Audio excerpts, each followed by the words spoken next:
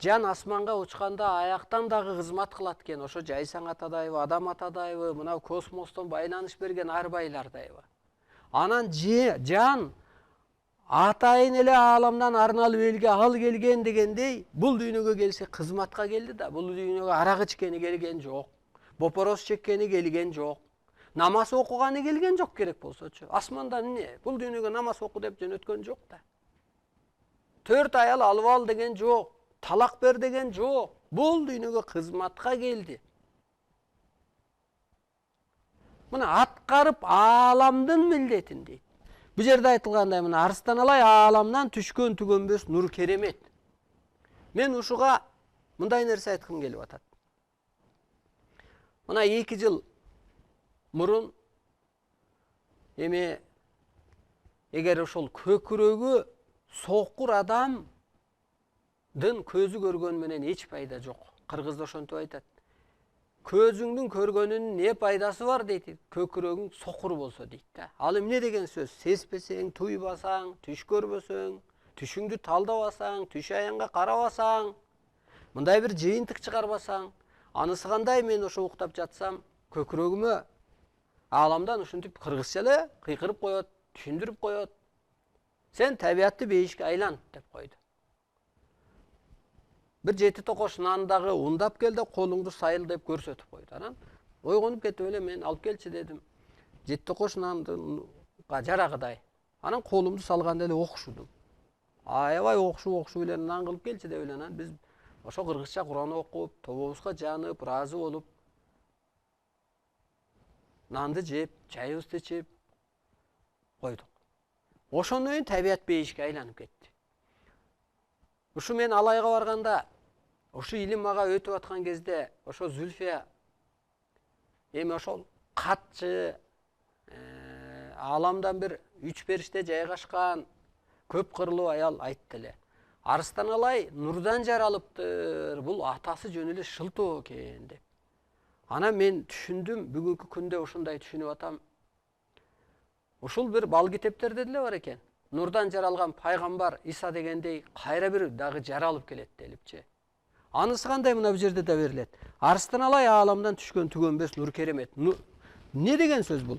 Ааламдан келген деп атат да, бу жерде да айтып атат. Ааламдан келген мына. Ааламдан келген нур же Кудай дейбизби? Эски түшүнүк менен. Мына табиатты минтип койсо эле табиат бейишке айланып кетип атпайбы? Арыстан Алай мына азыр сүйлөп атканда көпчүлүк адам айтат, энерги өтүп атат. Айгып атабыз. Карайлап эле отуруп калдык эле. Жок ушул эле эфирден. Арыстан Алай ааламдан келген нур болгондуктан Кытайды соттоп койду да Арыстан Алай. Эми орусту соттоп баштадым. Себеби бириктирүү үчүн. Мына бүгүнкү күндө кыргыз жоопкерчилик алыш керек болуп атат. Арыстан Алай үчүн бул дүйнө менчик деп берилет да. Ошондо бул ойлонуп көрсөңүз, менчик ишкананын ээси сен болсоң же үйдүн ээси болсоң ирээттешиң керекпи үйдү?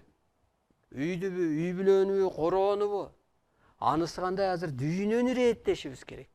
Атайын ааламдан келсе, 6 катар ак болсо, 6 катар аалам чындык болсо, а жерден келсең бул дүйнөнү да чындыкка, ошондой акка айлантып кетишибиз керек болуп атат. Ошон үчүн келди Арыстан Алай. Энергиясы болбосо табиатты бейишке айланта албайт эле да, ааламдан келген бир нур болбосо. Нур деген мына. Анан Теңир атам көрүнүп эмне деди? Арыстан Алай сен адам эле болуп алдың, чоң аалам бол деди. Анысы кандай бир жерде берилип атпайбы? Жаралган жалгыз ал инсан депчи. Анан ошо бул илимдин да берилет. Бир адамга биригет дүйнө, бир идеяга биригет депчи. Дагы бир жерде берилет.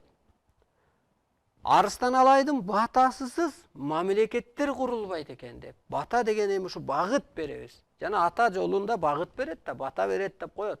Бата чачып кеттим дейт. Бирок оңолсоң, өзгөрсөң, өзүңдү таанысаң, ошол жолго түшсөң бата берип атпайбы? Ошон үчүн биринчи мына кыргызга багыт берип атам. Бата берип атам. Анан кызык нерсе да ошол болду эле. Мен ушу ааламдан келген нур экенимди, жаралган жалгыз ал инсан экенимди мен аргырынан көрүп, түшүнүп күн өткөн сайын дагы. Анан кайра ошо милдетимди мойнума алып, баягы жалгыз ата мойнуна алат да үй бүлөнү деле. Мына президенттен эмнеге экини шайлап албайбыз, эмнеге үчтү шайлап албайбыз? Анда башаламандык болбойбу, талаш тартыш болбойбу? Бир адам жоопкерчиликти алыш керек болуп атпайбы? Ошон үчүн анан шайлап же болбосо ошого ишеним берип атпайбызбы?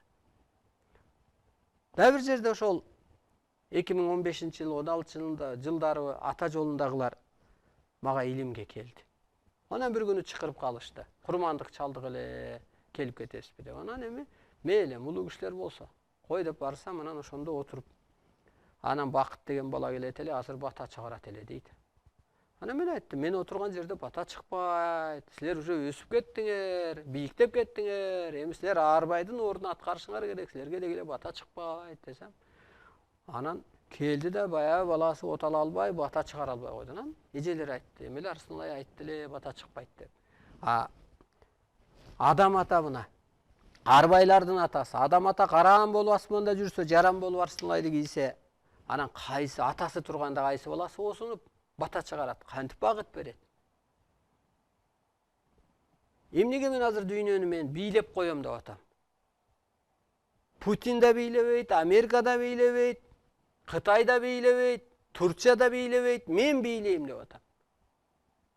Анткени менин алардын таянары, оружиясы, саясаты, самолету, пулу, кен байлыгы болгон болсо, а менин керемет куралым мына улуу күчтөр. Булардын да каалоосу ушу адамзаттын биригүүсүн каалап атат. Булардын каалоосу ушул адамзат улуулукка өтүшүн каалап атат. Акка айланышын каалап атат. Пендечиликтен эски эмоция иняндан чыгышын каалап атат. Ошон үчүн